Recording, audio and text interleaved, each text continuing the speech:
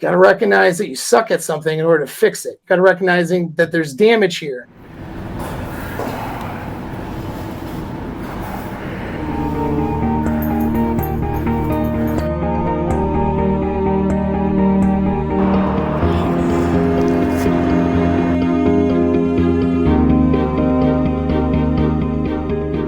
Between how do you know whether someone's likely capable of fixing a problem or damage or not? How do you know that? This is important. This is important for your ability to vet out a good partner. Okay? A good chick. You know what I'm saying? Because chicks are going to have problems, dude. Sorry to break it to you. The red flag list is nice to keep yourself out of trouble. You know, don't go with a girl with this, don't go with a girl with that. Okay. She has these red flags, whatever. I get it. It's not the red flags. You're not going to come in with a checklist. That's stupid. That's not how way emotions work. All right. And a relationship or bonding is an emotional affair, guys, involving these neurochemicals. Okay. And a checklist ain't gonna, it's a good aid. It's a good tool. I'm not saying it's not, but it's not the only tool. What boils down to is what's behind it. Is the other person capable? Are you capable? The idea of being consciously incompetent versus unconsciously incompetent. Well, and I'll use this analogy. I've used it before.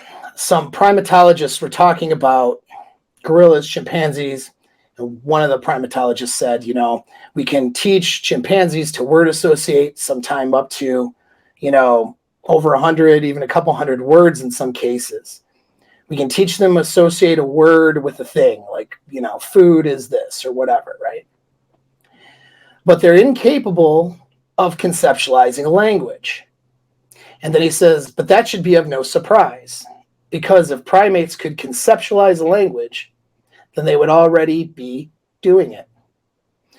And that's a big light bulb for me as a guy who coaches and counsels and does EMDR therapy sessions and all that stuff with people and men, because sometimes people might not be capable.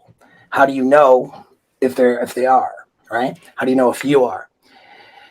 Well, it goes down to being consciously incompetent, meaning recognizing a problem, or unconsciously incompetent.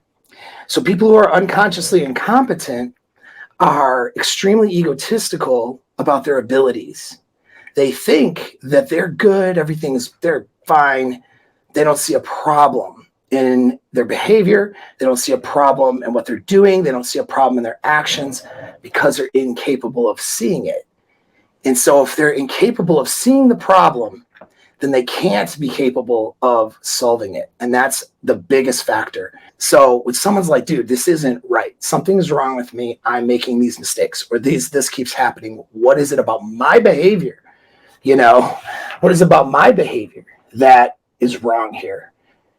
When somebody's asking that question, that tells me they recognize the problem.